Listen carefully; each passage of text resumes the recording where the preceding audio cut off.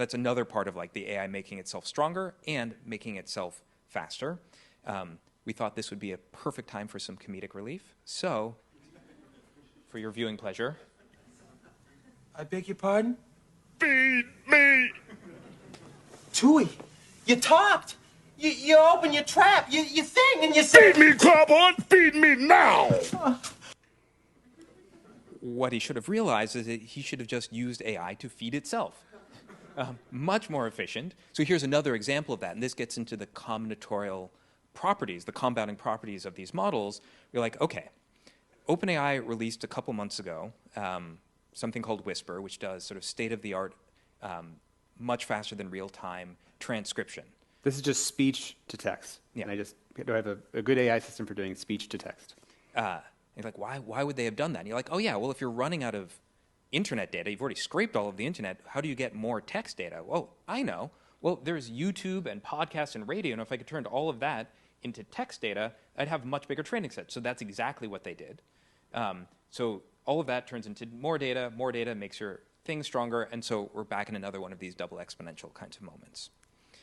Where this all lands, right, to like put it into context, is that nukes don't make stronger nukes. But AI makes stronger AI. It's like an arms race to strengthen every other arms race. Because whatever other arms race between people making bioweapons or people making terrorism or people making DNA stuff, AI makes better abilities to do all of those things. So it's an exponential on top of an exponential. If you were to turn this into a children's parable, we'll have to update all of the children's books. Give a man a fish and you feed him for a day. Teach a man to fish and you feed him for a lifetime. But teach an AI to fish and it'll teach itself biology, chemistry, oceanography, evolutionary theory, and then fish all the fish to extinction. I just want to name, like, this is a really hard thing to hold in your head, like how fast these exponentials are. And we're not immune to this.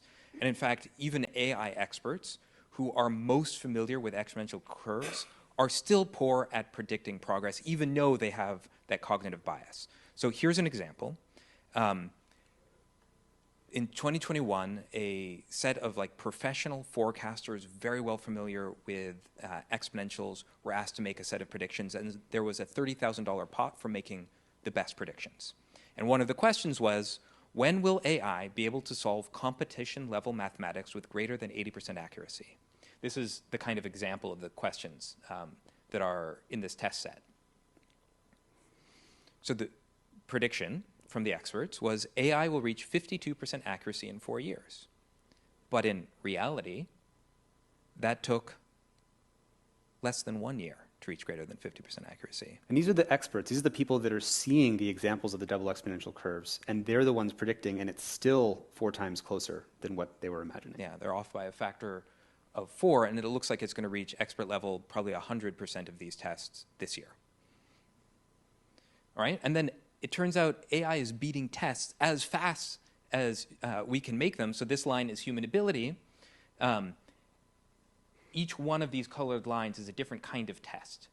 And you'll see that at the beginning, it took like 20 years for AI to get up to the level of human ability. And by the time we reach 2020, AI is solving these tests pretty much as fast as we can create them. You can imagine what happens 2021, 2022, 2023. Even for the experts, it's getting increasingly hard because progress is accelerating. So this is Jack Clark, the co-founder of Anthropic, the former policy director at OpenAI. And he says, the progress is unlocking things critical to economic and national security. And it's happening so fast that if you don't skim papers each day, you will miss important trends that your rivals will notice and exploit. And even creating this presentation, if I wasn't checking Twitter a couple times a day, we were missing important developments.